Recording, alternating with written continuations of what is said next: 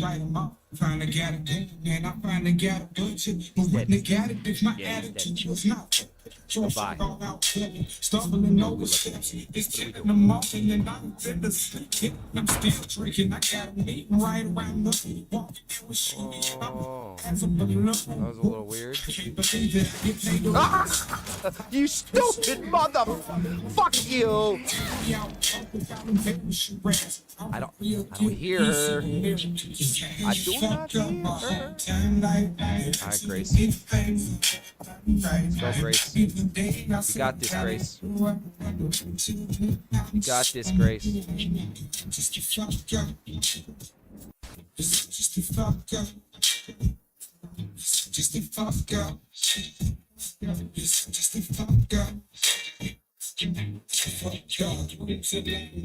The really long nights, we've been doing wrong things lately, but it's right. We're around sinners that just really wanna win. So every time I get a chance, I'm going in. There's no fear pretend. Okay, let's go again. Refuse to leave a conversation open end. Ain't never been a bully. Bullets and back. My friends got a point. Stop! Give me how I talk. Ah, it's off! Run! Run! Run! Run! Fuck this! Come back! Come back! Oh, she smashed. She getting angry. Oh no! Did she see me? Run! That's some bullshit! No way! But I don't think she knows who she been fucking with.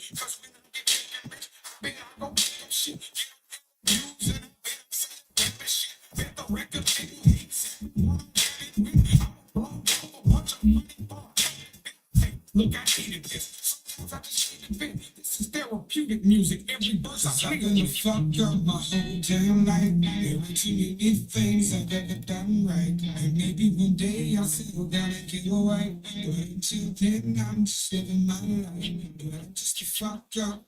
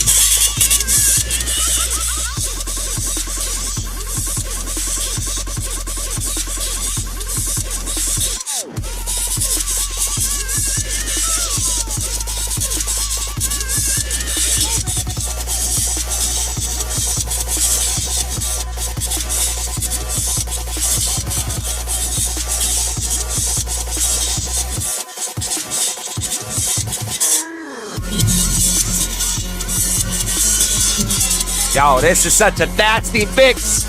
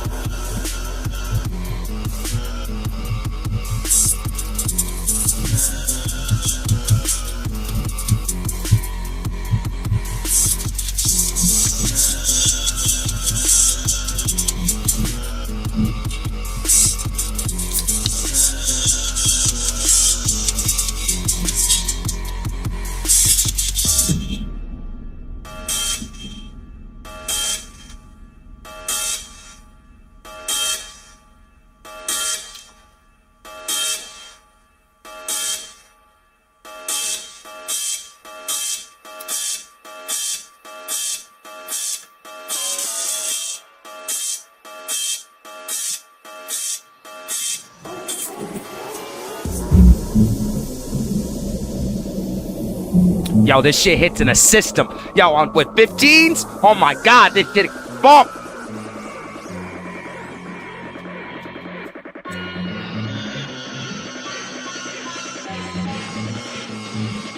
FDK, baby, fuck them all.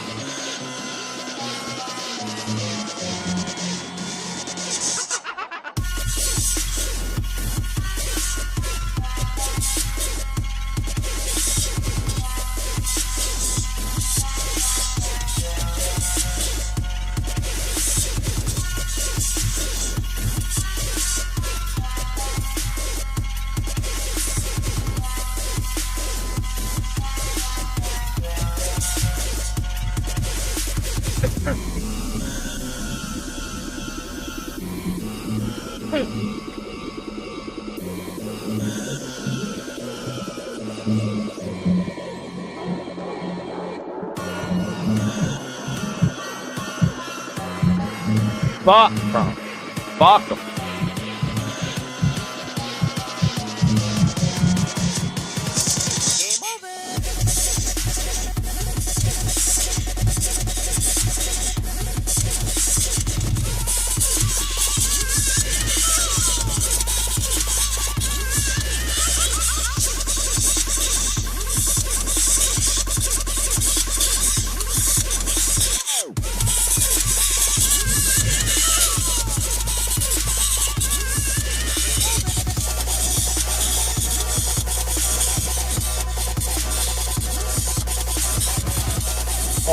Oh, my shit's bumping.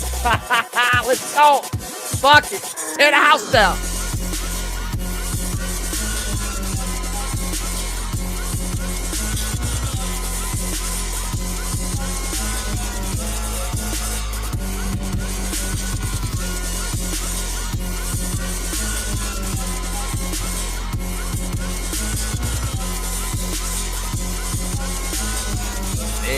Hey.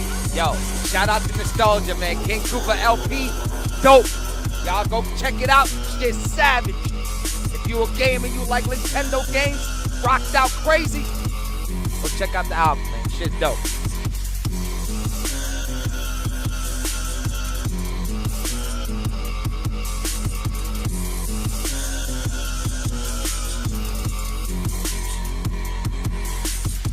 Thank you for to play my game. Hey, let's go. What's next? Fuck, what do we got? We gotta get ripped. What do we got? We got Batarang. We're gonna Batarang. Oh, it's Bangarang.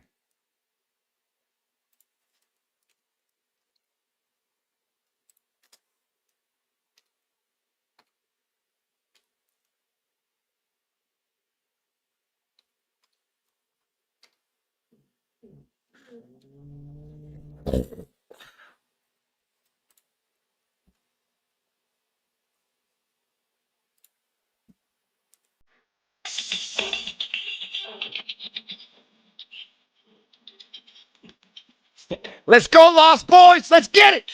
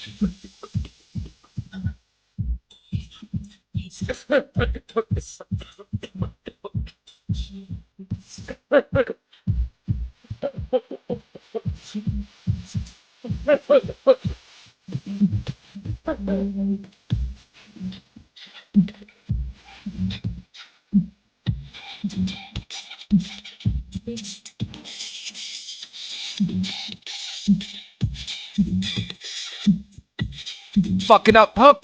Fucking up hook.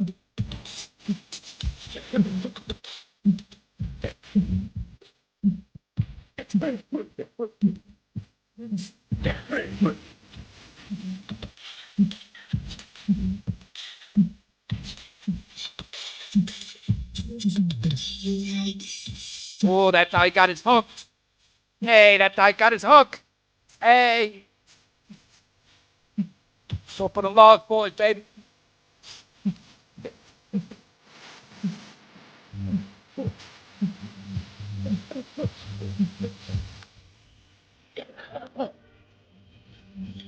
Now it's time to grow up. Yeah, now it's time to grow up. Look what happened. Look what happened. Youth gone, baby. Lost Boys, you buy. Now we robbing banks.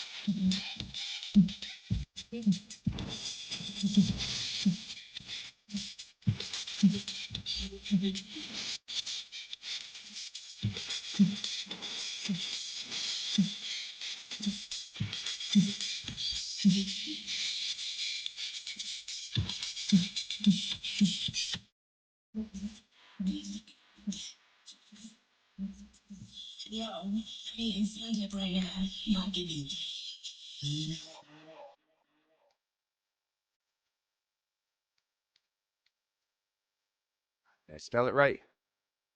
I spelled equinox wrong. I'm a fucking lousy speller. How the fuck do you spell the equinox?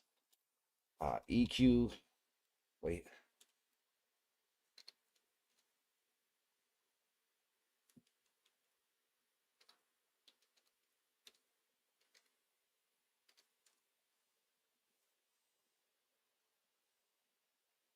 All right. Hey Siri, I just spelled equinox. I'm a fucking goofball.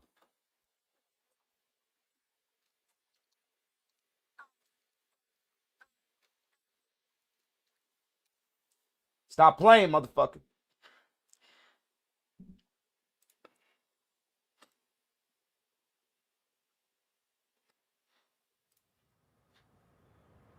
Let's ride. Wake the fuck up. It's Saturday. You ain't got shit to do. It's the fucking weekend. Let's go. Lock in. Game out. View up. Chill with your peoples.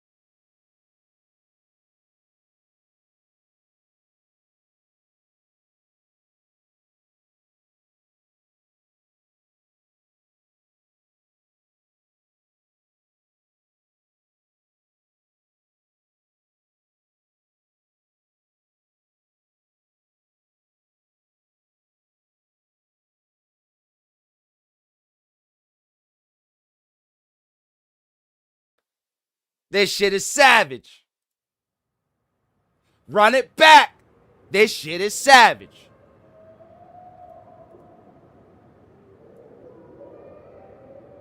Yo, hold up. I got you.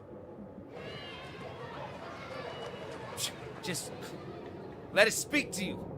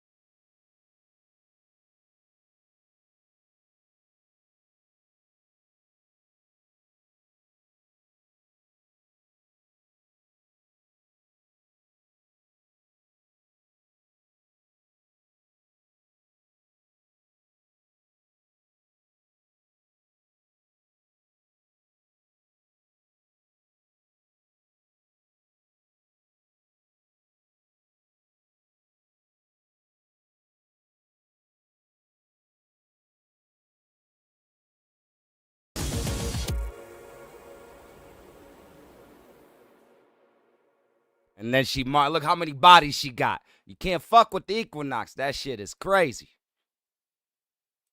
Hey, where's the other though? There's more. What's the name of it? What is it? Centipede.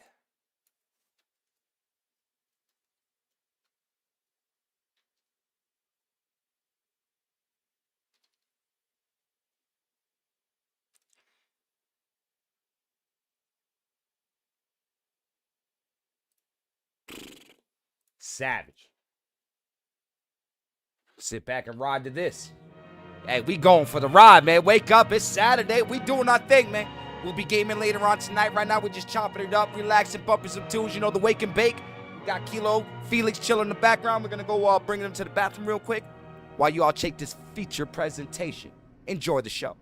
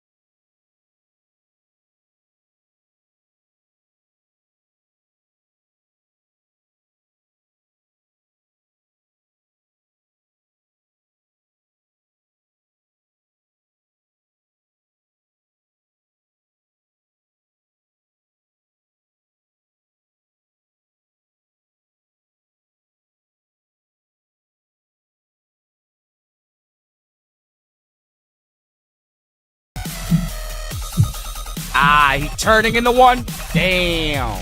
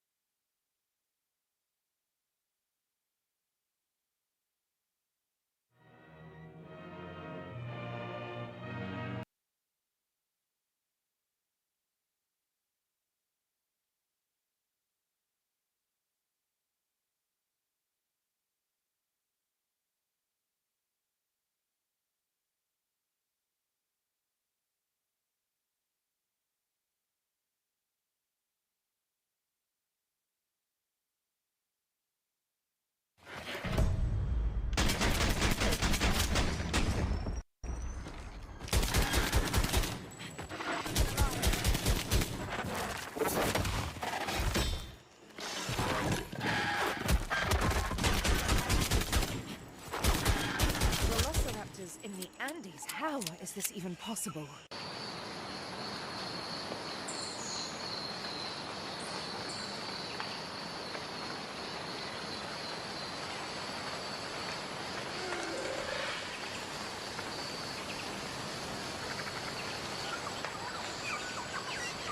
My mic ain't even on, motherfuckers. God damn. This mechanism looks like the waterfall regulator, but clearly it's not working. Oh, so we got new gadgets. We get to scan shit. To hush the waterfall. We didn't have that before. It was a bunker built for a hibernating ruler. This figure they're worshipping, could it be Qualapec? All right, we get to climb sideways. Cool. Cool, cool, cool. I can't wait for this shit to pop off, man. This is I'm playing the shit out of this. Right? So we still got the wall mechanics of moving around. That's cool. Alright, so now we... Yo, is it me? This shit look like fucking garbage, man. Moving slow and shit. Need to find another way.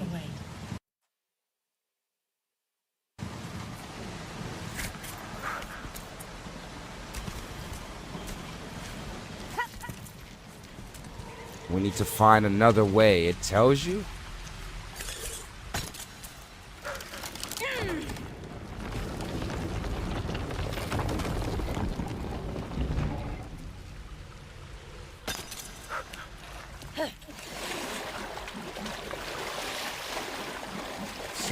Some new way of puzzles, okay.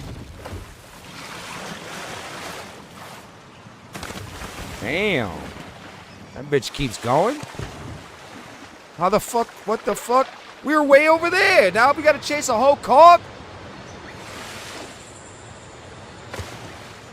Alright, so we get them all down here, and then I guess we gotta come all the way back to do some shit, right? Go figure. Or spare part.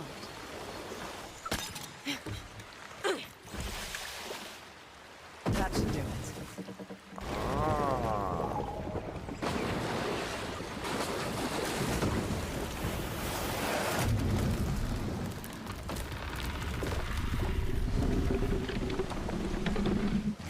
Look at that. A shortcut. We got the dive. Still got the dive. Alright. I'm still kinda lost. I don't understand what I'm looking at, because the first map, you come in and your guy dies. You open up this door of it on top of this the mountain, and you're inside. You're inside, like, you know, looking for some ruins. And it's in the wintertime. Yeah, I mean, there's snow at the beginning. Looks beautiful, though. Definitely looks good. Looks clean. I like it. I like the look, the sound.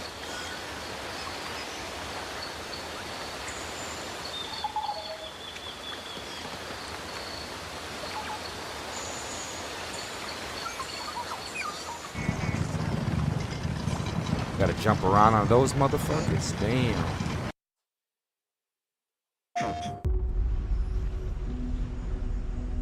Been halfway across the continent looking for you. Right. Okay, so this is the beginning. To track down. Is this how we lose the guide? Or are we going a different way? Oh, shit. Well, you found me.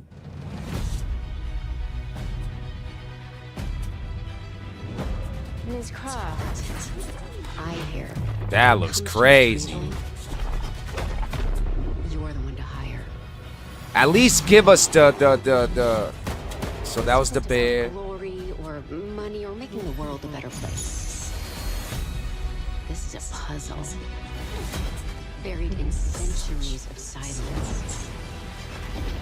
You don't strike me as someone who walks past a locked door without wondering what's behind it. There's a reason. Is that Natalia? I'm assuming if that's Natalia. Natasha or Natalia, whatever the fuck her name is.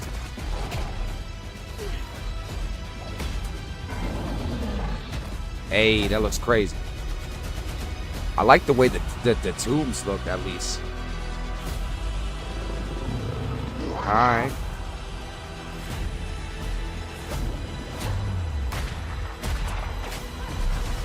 Is that the...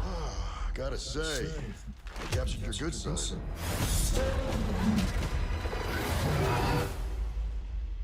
You're assuming I've got a bad side. You're assuming I got a bad side.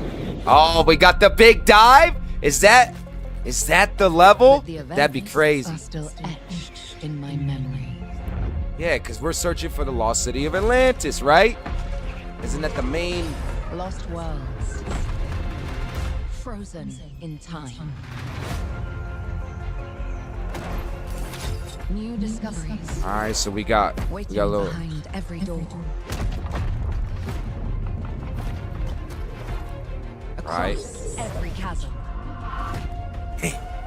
Hey, homage, let's go. Right. The T-Rex that we gotta battle down in the middle of the fucking nowhere somewhere down there.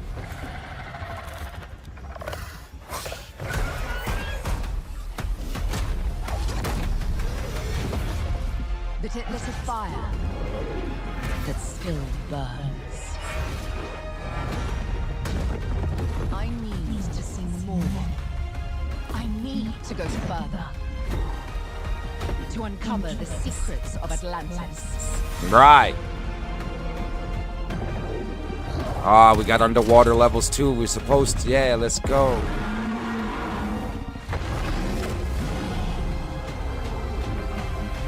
Some legends are destined to be retold.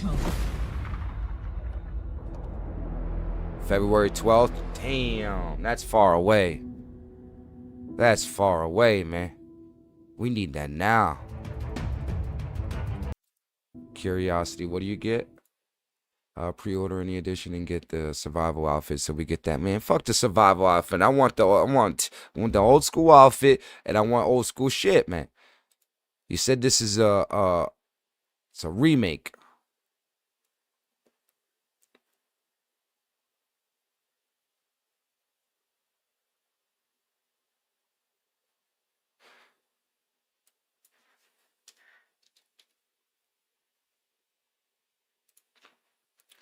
It was 96.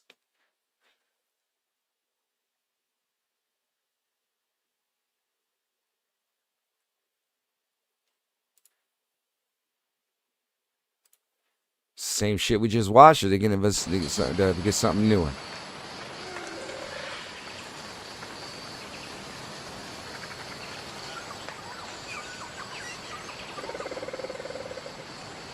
Incredible. Is this how the map starts? We gotta make our way, so we get to climb, we get to do all this. That's cool.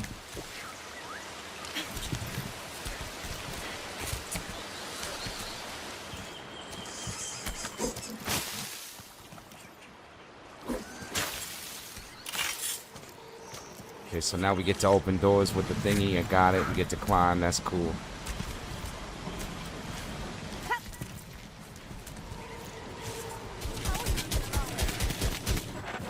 Hey.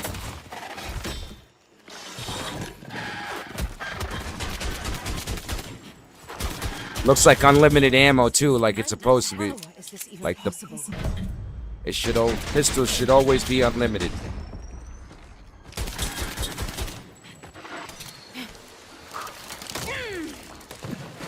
Decoration or spare part? Decoration or spare part. That should do it.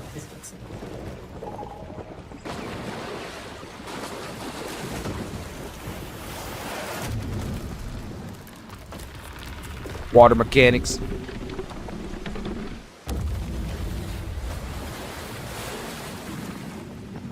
Look at that. A shortcut. Oh, so this is all PC. This is what it looks like on PC. Okay, cool. Looks nice. Looks good. Next is PS Pro. Developers talk about that game.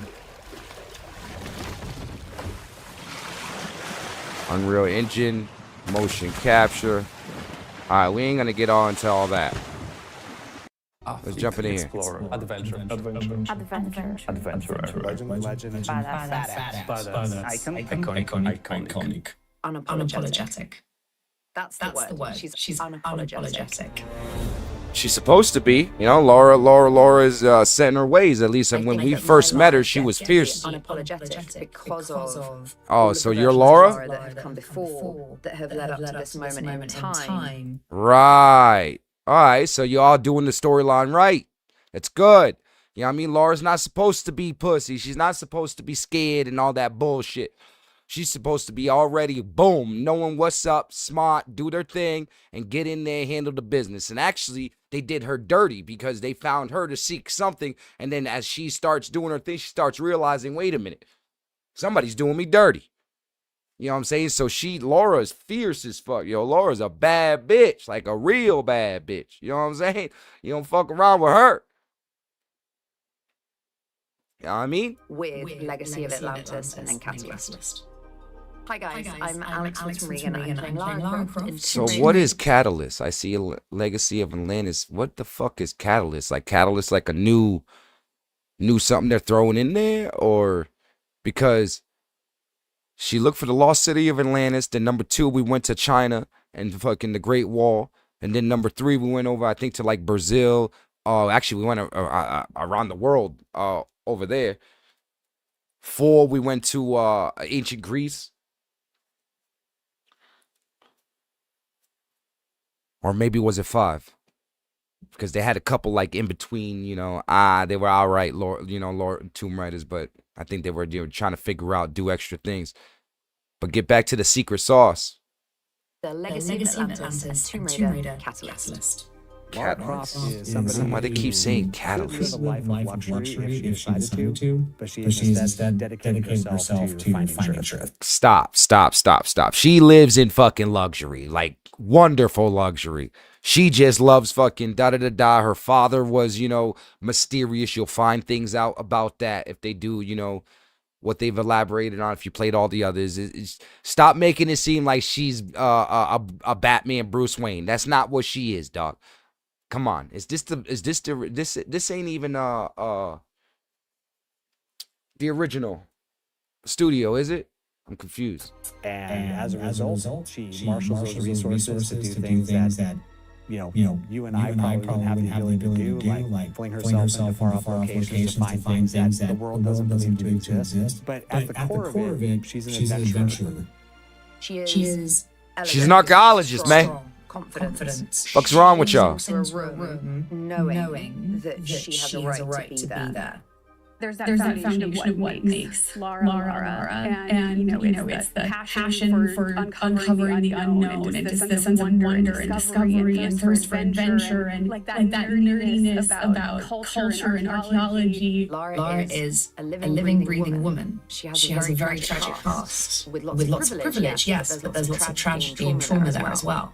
Who cares? We don't care about none of that. We care about Laura fucking whipping some ass and getting through the tombs. You guys are bringing too much. Listen, I understand that you got to see the little young Laura and then you got to see her do all these other things. But when you saw the original, what was going on, Laura was bad. You know what I'm saying? She was doing her thing. You know what I'm saying? She'd be out there fucking grabbing shit for good, finding things, being a great archaeologist, being a great Tomb Raider. You know what I mean? Doing her, you know what I mean? She is very, very strong. She is very, very capable. Now, in Legacy of Atlantis, you get to see a fully formed Lara. She has become the Tomb Raider. Even like her quippiness, which maybe at first in the reboot trilogy you didn't see that as much, right? But you did see her go from I'm not that kind of Croft to you don't know how far I've come. Yeah, see, you guys keep talking about that. Stop. But I see what you're doing. You're trying to keep the storyline kind of in canon form. I got you. She may at times question herself, but that's very different to feeling insecure. So I really wanted to bring that confidence to Lara. Her intellect, she's incredibly smart. Yeah. Was the one who actually was ahead of his times. And he knew that female players, they are there.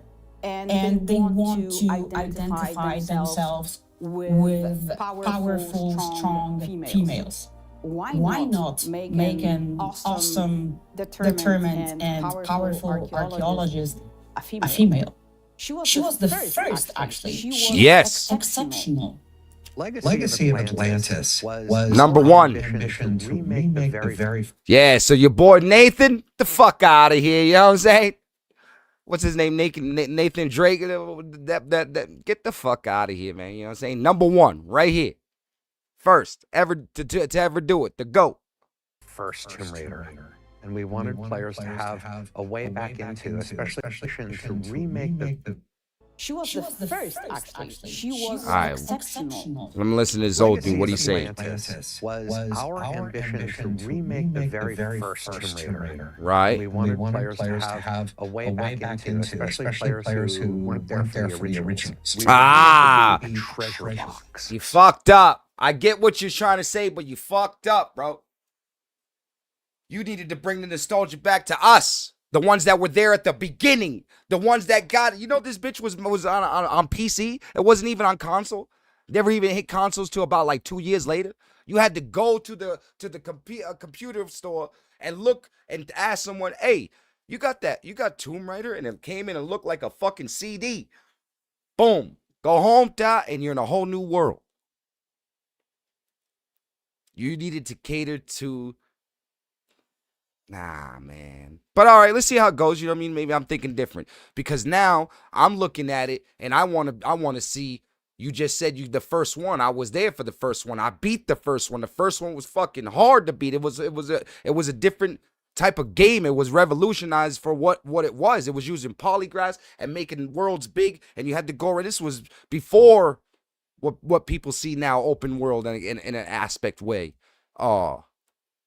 Fuck, man. All right. Let's listen to old man. You know what I mean? I fucked up. You know, maybe I'm just ranting. A way back into, especially players who weren't there for the originals. We wanted it to be a treasure box. So that when fans got the product, they felt like it's what they've been waiting for, and it celebrates them and their fandom. And what? The Tomb Raider franchise.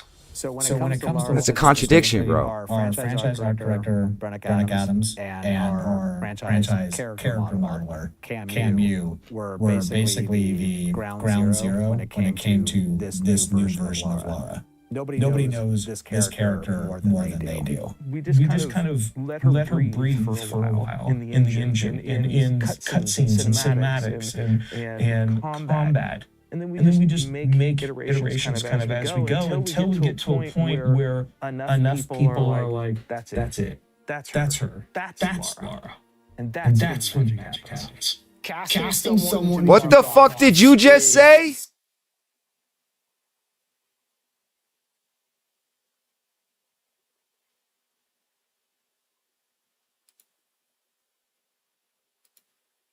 We let her breathe and sit until we just see, and then that's her. What? Crystal Dynamics, I want to know when you got the rights to Lara Croft. And did you guys really go back to the you guys never even thought of the originals. You just thought of all the new shit that just came out and you ride with that. That's crazy. Until we get to a point where enough people are like, that's it. That's her. That's Lara. And that's where the magic happens. Casting someone to be Lara Croft is a very difficult thing to do. It is the voice of a character that represents a generation. It has been portrayed by incredible women over the years. There's a lot about Lara, a lot about Tomb Raider that isn't overtly explicit. Right. Finding a new voice for new games is something that took a lot of time. Ultimately, I think Alex gets it right just in the nuance of her performance. It's in the microtones. It's in the little nuances of how she says something and gets that personality from Lara that toes that line between being a strong personality but still being very likable. I couldn't imagine a better person to perform Lara Croft. Like extremely intelligent and witty and smart. And she has this charisma of Lara Croft, and she's straightforward. We're blessed to have her. She nails it. I'm just going to call it now. She is going to be one of the Laras for legend. Like she will become one of the greats in the line of Laras. there's been a large number of fans that like the old school lore, that like the old school Tomb Raider games, that even though they play the Survivor, they were like, hey, we're kind of missing a couple of things from the other games. Hey, ding ding, who's this guy? Game director, all right. You're doing your job. At least you sound like you're doing your job. What about us? What do you got to say?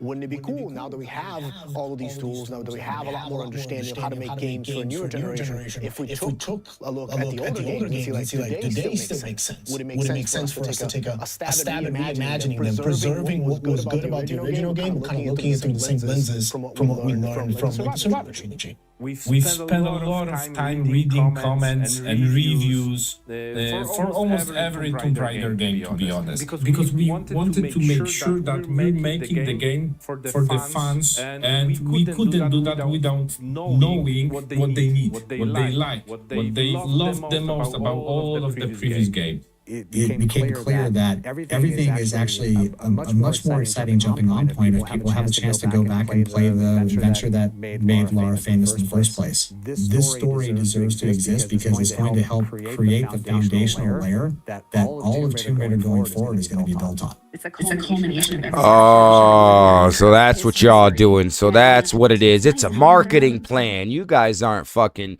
you don't really care, da-da-da-da-da. You just want to make sure you cater, but you keep moving to whatnot because you have a setup. Well, you just said it. Hopefully it turns out good. Hopefully it goes all right. You know what I mean? You'll give us the first map and whatever by the end of the game. I mean, if it's a remake, you have to run the whole story. You know what I'm saying? Run the whole story out. She's got to battle Natalia, whatever the fuck her name is, and, get the thing, go down to their land. There's a lot in that motherfucker that you do. You know what I'm saying? And really, the story doesn't necessarily. I think it does, because I think every story is kind of like Laura's own personal adventure or some sort. Laura's crazy, man. I get it. So this is gonna be the new set forward. Lara Croft actually was my first female character that I knew. And I have never thought I could play a female character ever. I grew up playing all the classic Tomb Raider games, all the way to the Underworld. And I remember getting some of them on my birthday. And later I was like myself going to the shop and just asking my dad, can I have that? I have been a fan since I was 12 when the first game came out. And Tomb Raider was the first time that I saw myself reflected. I do have photos of myself when I was like 12 or 13, dressed as her, including when pretending to hang from a chandelier at the house of the kids I was babysitting. Yeah. I'm fucking old, man. Klaus is gone and outdated. All these motherfuckers weren't even alive for the first motherfucker. You don't even know what the actual real trilogy is. Jeez. Oh my God. I'm here just because of the Tomb Raider. Because when I was a little kid, I get into my hands the Tomb Raider level editor. So the tool that helps you to create your own Tomb Raiders. And from that time, I just started to create games. And now I'm here working the Tomb Raider, the original. It really happens that you really started to do these Tomb Raiders in your little room, in your house. And now you are working on one, the official one. That's good for you, man. That's good. That's dope. That's cool. That's crazy. That's wild. And I asked him, what do I have to do to be as smart as Lara? He was like, you must have good grades at school. Okay. So I studied history, art history. I wanted to be as smart as she was. Like, basically, she was a really good role model for me. So you wanted to be a Tomb Raider, so you should have got into, like you said, history and learn whatnot, but you wind up turning into a character concert artist.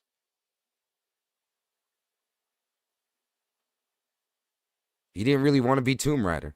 You really didn't.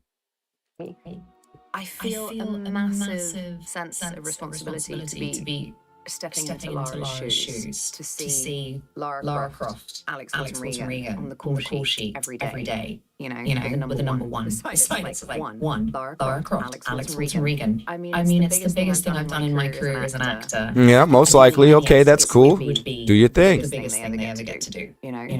whether it's Crystal, Flying Wild Hope, or Amazon, they're passionate about the project, and that's a really cool thing to feel as an actor. So Amazon's also behind it, huh? The thing that really struck me personally with the Hogs is they are very good at being honest about what's on screen. I really saw like a sympathetic studio and how they develop and the things that they hold valuable. We saw a lot of ourselves in them. Hungry, open, want to just get in and get ready to work. Like, that is a recipe for success. It was always easy to communicate with them. Which is funny to say, because like they speak Polish, I speak Portuguese. We are talking in English, so none of us are speaking the same language, but somehow like there is that understanding of it. What was important for a Tomb Raider game, they looked at like what we've done prior. The fuck does that matter? It felt very natural. I'm confused. Imagination is not a goal for us. It's a process. The goal is to create this game once again and in a way that it will generate at least the same amount of emotions as the very first Tomb Raider. So this is not number one. You're just saying it's number one with your vision.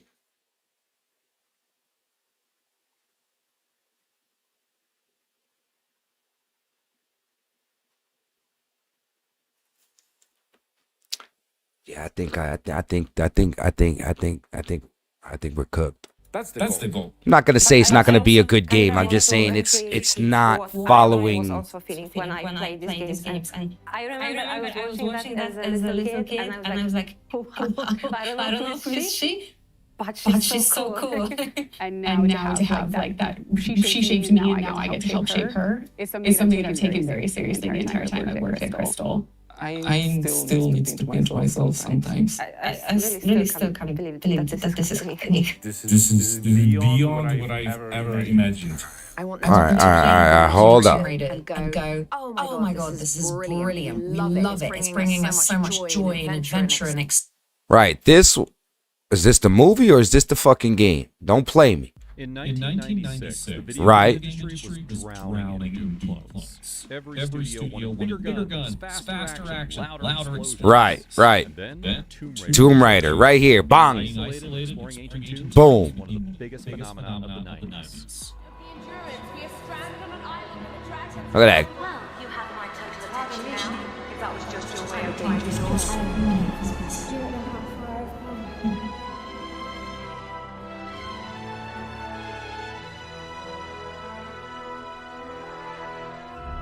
Yeah, wow, come all the way to this at the moment. That's true. She running a minute. Appear out of nowhere. In 1979, Atari's Adventure became one of the first games built around exploration instead of sword chasing. Okay. Zelda arrived in 1986. Right. All right. I didn't know we were talking about exploration, but okay. And in 1989, Prince of Persia changed movement itself. Right. Mechner literally rotoscoped footage of his brother running and jumping frame by frame, creating animation that felt human in a way that games hadn't before. Wow. Momentum, consequences. Then Doom hits in 1993, and suddenly the entire industry realizes that real-time 3D is the future. But early 3D games were flat. Hallways, corridors, shooting galleries. Right. Nobody was really designing around vertical space. No. Yet. Now, amidst all of that, Raiders of the Lost Ark came out in 1980. Classic. The combination of archaeology, mythology, ancient traps, and globe-trotting adventure. Classic. It felt almost designed for interactive entertainment. Nobody had figured out how to capture the feeling of those classic adventure films without just copying the surface-level look. Till Tomb Raider. Toby Card was trying to avoid when he started designing his main character. Laura Croft, right? Ah. Too much like Indiana Jones. Right. Toby Card went back to the drawing board. Now, during this time, he had been watching Virtua Fighter, the 1993 Sega game. And he classic. Players consistently gravitated towards the female characters when given free choice. So his next design was a South American woman named Laura Cruz. Braided hair. South American woman named Laura Cruz. This was Laura's first. From pop star Nena Cherry and Tank Girl. Okay. Wow. Interesting. I'm learning something right now. Eidos Interactive. Eidos, yeah, that's the OG. That's the original.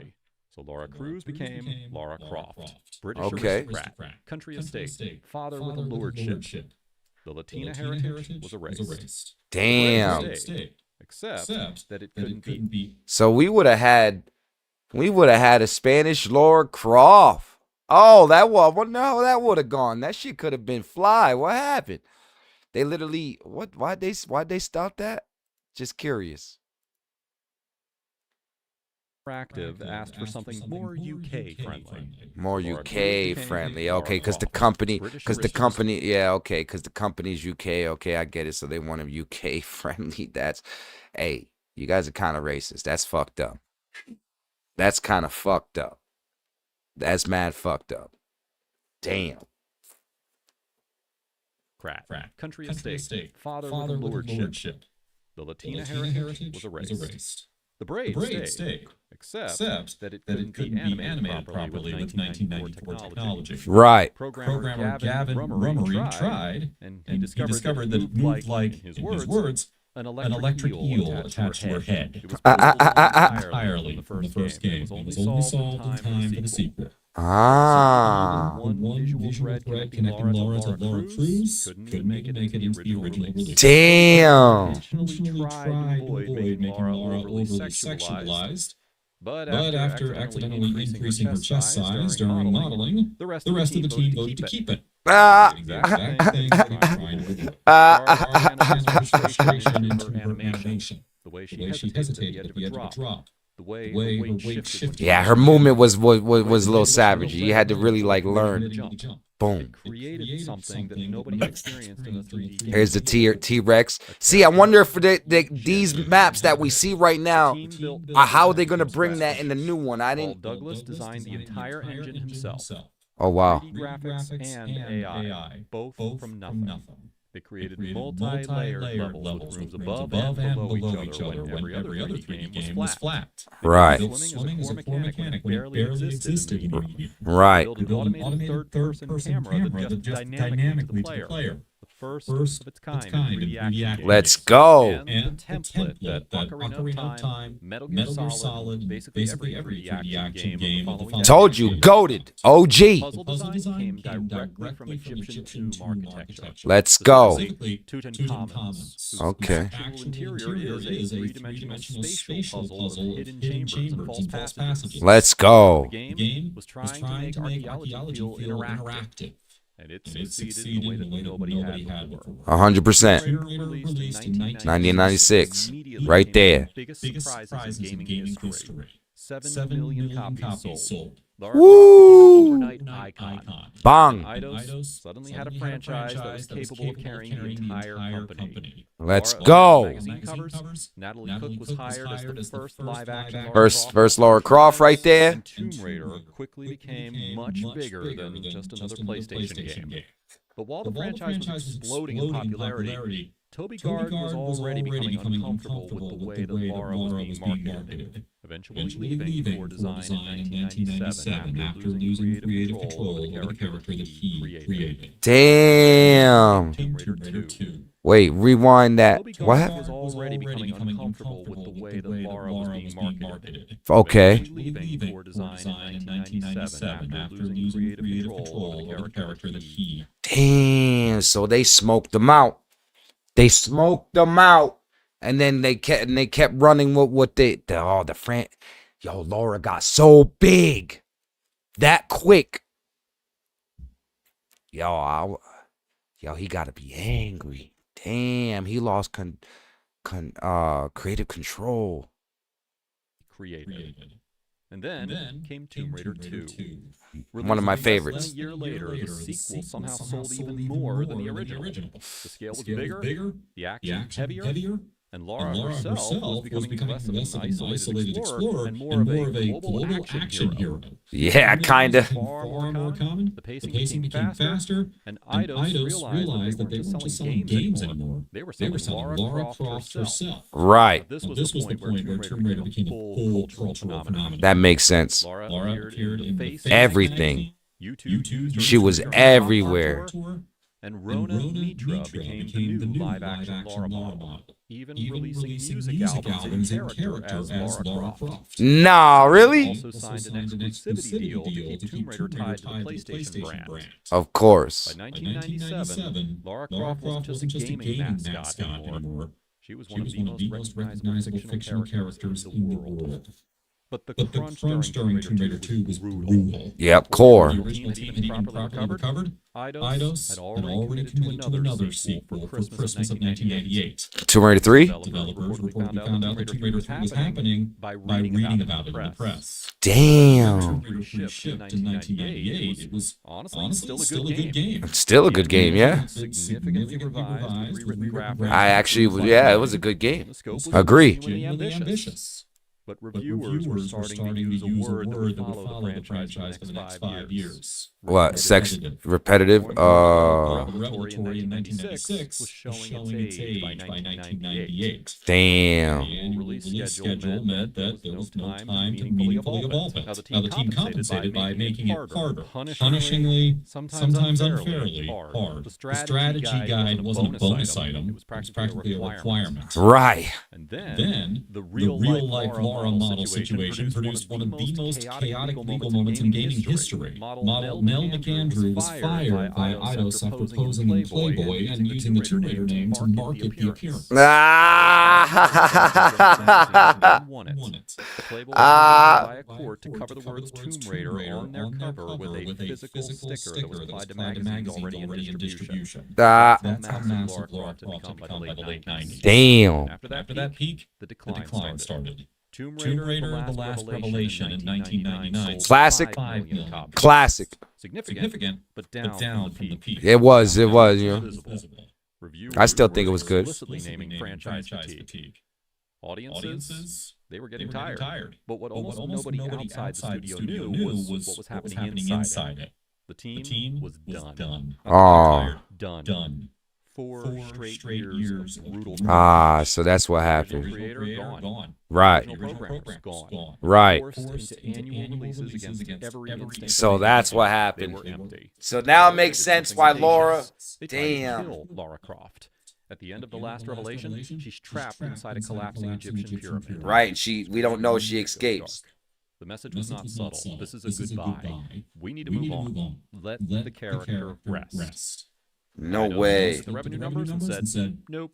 And so came Tomb Raider Chronicles in 2000, the 5th Tomb Raider in 5 years. Lara was presumed dead. The game was told as flashbacks narrated by her friends in a memorial service, assembled from cut ideas that had never made it into earlier games. Sanders later called it, with admirably brutal honesty, a load old Chronicles sold 1.5 million copies, down from 5 million.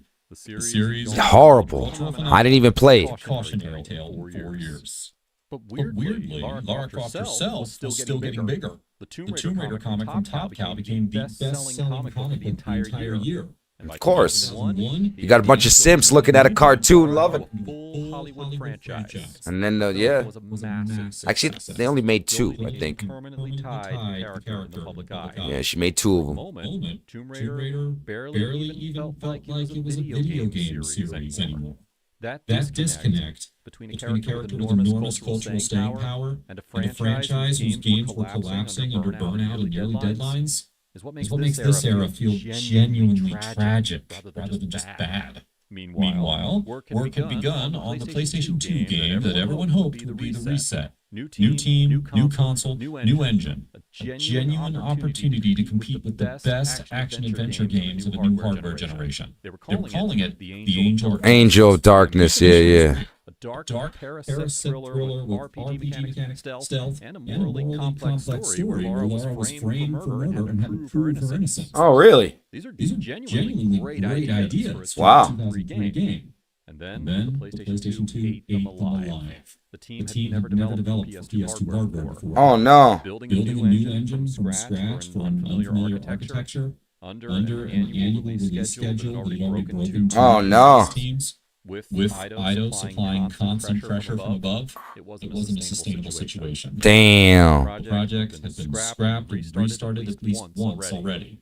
Polygon budgets were insufficient. Areas were cut. Characters were cut. Systems were half built and then cut again. And this was also the year of Prince of Persia, The Sands of Time, which had completely reinvented with fluid acrobatic movement in a 3D game to feel like wall running, pole vaulting, a time rewind mechanic, controls so intuitive that they felt like a new idea even for experienced players. The bar had moved. The Angel of Darkness shipped in June 2003 with multiple bugs. Damn. A narrative that stopped explaining itself at a certain point because the scenes providing context had been cut. Damn. Controls that felt not just dated, but almost backwards compared to what PS2 players expected. Critics were harsh. Players were confused and frustrated. And then things got worse. Paramount Pictures pointed to The Angel of Darkness as a significant reason for the underperformance of the second Angelina Jolie film, The Cradle Life. Yep. that same year. Yep. The broken game poisoned the brand at the exact moment that the film needed public goodwill. Damn. One bad game rippled outward and damaged the entire multimedia franchise simultaneously. Yep.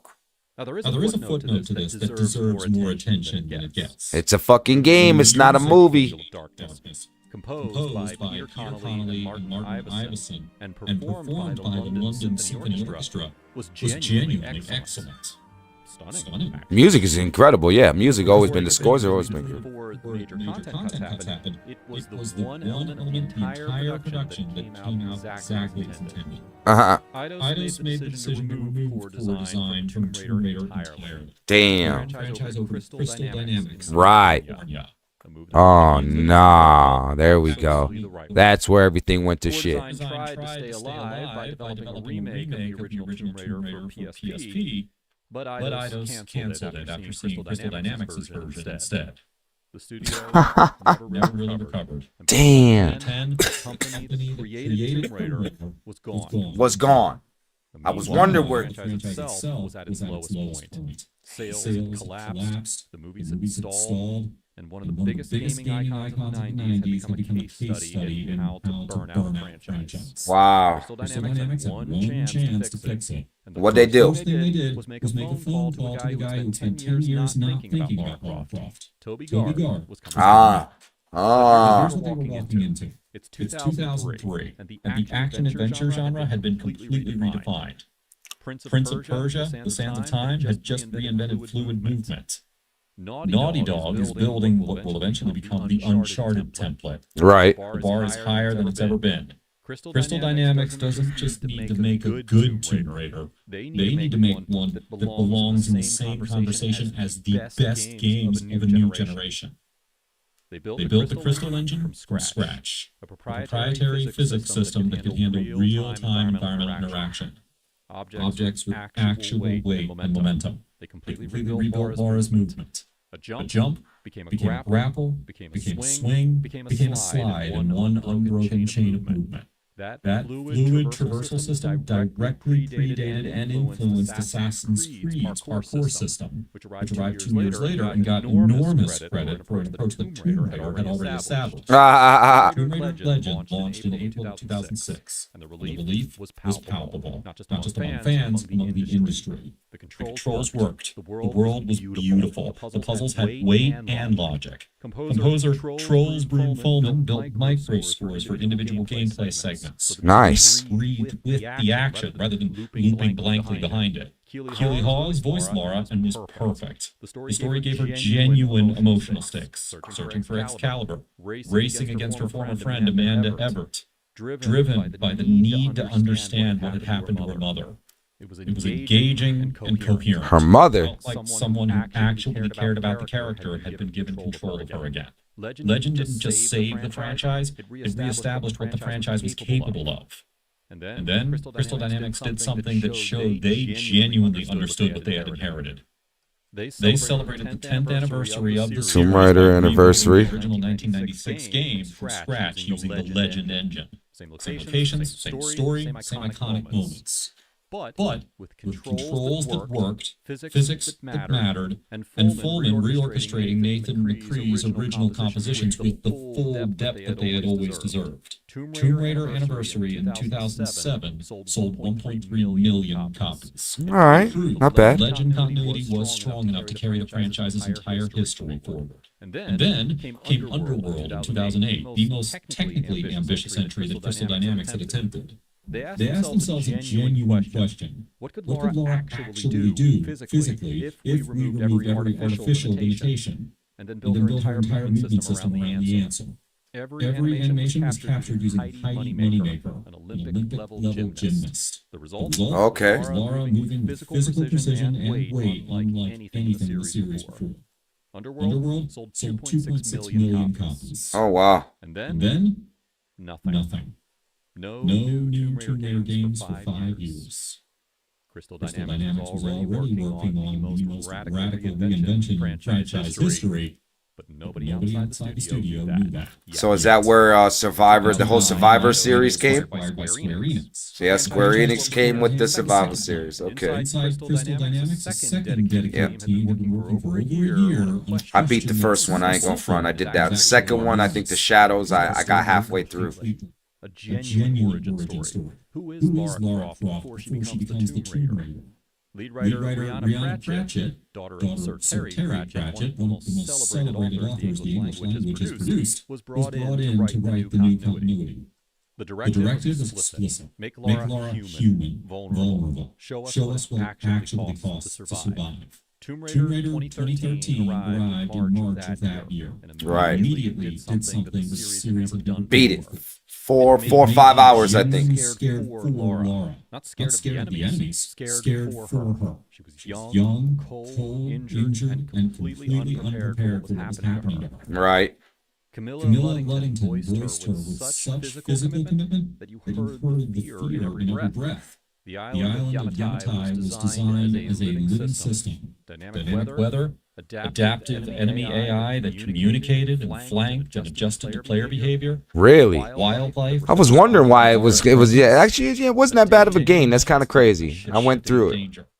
It's more like a movie. Puzzles scattered across the island were a direct answer to the criticism that the series had drifted from its roots. Right. And the survival mechanics, the crafting and resource management weren't just gameplay systems. They were storytelling tools showing Laura's transformation from a frightened survivor into something harder and more capable. But the combat leaned too heavily on the Uncharted approach. Yeah. Action forward. And the game sometimes felt more like a shooter than a Tomb Raider. Right. Nevertheless, the game sold 11 million copies. The most commercially successful Tomb Raider in franchise history. Okay. A record that still stands. Oh, wow. So the first one was Rise. Okay. Arrived in 2015. Crystal Dynamics pushed a huge marketing campaign around Laura's survival theme, including the bizarre survival billboard, where contestants were strapped to a giant billboard in London and blasted with wind, snow, and rain, while viewers voted live on what they had to endure. After 22 hours, What? 3.5 million people had watched. And the campaign had generated £3.8 million in earned media value. Wow, you guys are sick. Everything the 2013 reboot established. More tunes, more elaborate. All right, so I played this one too. Okay. Genuinely meaningful. And a narrative that pushed Laura further into moral complexity. Her obsession with her father's legacy. Right. Her willingness to sacrifice things she shouldn't. The way she's becoming something that she didn't fully intend to become. The level design was some of the best in the franchise's history. You think so? The Rise of the Tomb Raider is, to a significant portion of the fan base, and to this documentary, the single best game in the series. Really? Shadow of the Tomb Raider closed the Survivor trilogy in 2018. Okay, yeah. So I guess out of them three, yeah, I guess you're right. The first one would be the one. To Marvel's Avengers. The game's central idea was its boldest. Laura accidentally triggers a Mayan apocalypse. Her reckless tomb raiding in Mexico sets off a cataclysm, and the game forces her to sit with the possibility that she has always been the problem, that her archaeology causes harm, that her heroism is actually a form of destruction. The heroine as the villain of her own story. Right. The tombs were the best in the Survivor era. The story was praised. The gunplay was slightly rougher than Rise. It sold over 4 million copies. And then the franchise went quiet for 5 years while it was absorbed into Marvel properties. Okay. The marketing campaign surrounding the game was as interesting as the game itself. At Comic-Con, Square Enix built a jungle environment where fans could encounter a live 15-foot anaconda and were offered scorpions and giant water beetles to eat. Marketing director... Fuck out of here. What are you... Yo, people are crazy. Enough to stand out against Spider-Man, Call of Duty, and Pokemon competing for the same floor space. Fuck. Laura doesn't eat bugs. Why are we eating bugs? What's wrong with y'all? 2022, Square Enix sold Tomb Raider and the studio behind it because focus on NFTs and blockchain projects instead. Oh, you moved to fucking crypto. The classic Tomb Raider games were released. While Crystal Dynamics announced a new game that would combine every version of Lara Croft into one timeline. Right. Netflix launched Tomb Raider: The Legend of Lara Croft in October of 2024. Animated by Powerhouse Animation, the Castlevania studio, with Haley Atwell voicing a survivor Laura. The live-action series is in production right now at Amazon MGM Studios. Jesus. Phoebe Waller-Bridge, creator of Fleabag, one of the most celebrated pieces of television of the last decade, is writing and showrunning it. Sophie Turner was confirmed as Laura in September 2025. The goal is an interconnected universe, series, film, and game, explicitly compared in early press to the Marvel Cinematic Universe. At the Game Awards on December 11th, 2025, 29 years after Lara Croft first appeared on Sega Saturn, two new games were announced simultaneously.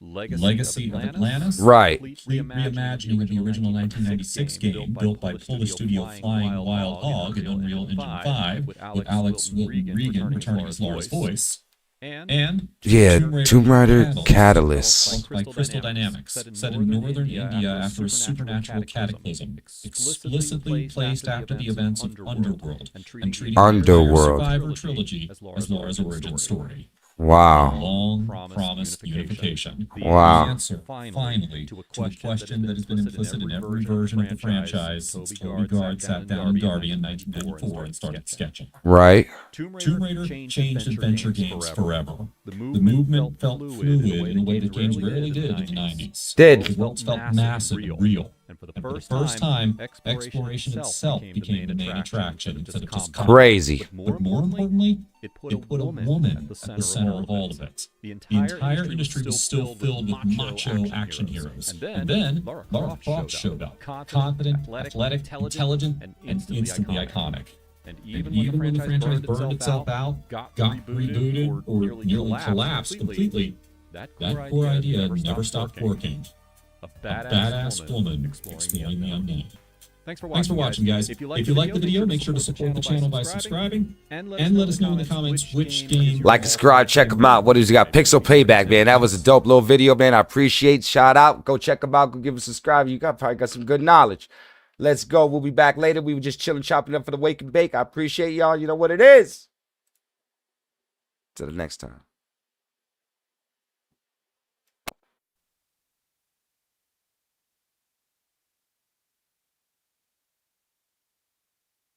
Since the release of the original game back in